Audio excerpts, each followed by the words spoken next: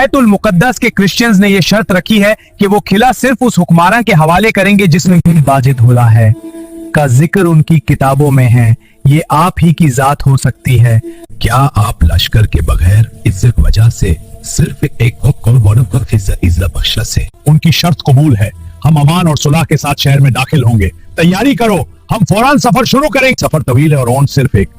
हम दोनों का हक बराबर है, इसलिए एक उसूल बनाओ, बारी बारी सवारी करेंगे और दूसरा पैदल चलेगा। या अमीरुल मोमिनीन, मुझे खुशी है कि मैं आपकी खिदमत करूं।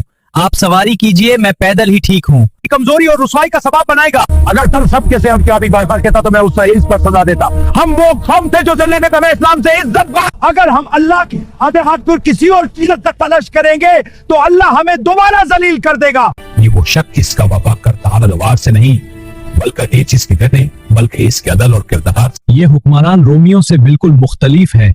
हमें इनके जेरे साया अमन और इंसाफ मिलेगा। आपने अपने अदल और सब्जी से सिर्फ एक शहर ही नहीं जीता बल्कि दुनिया की कहानी ये कहा थी।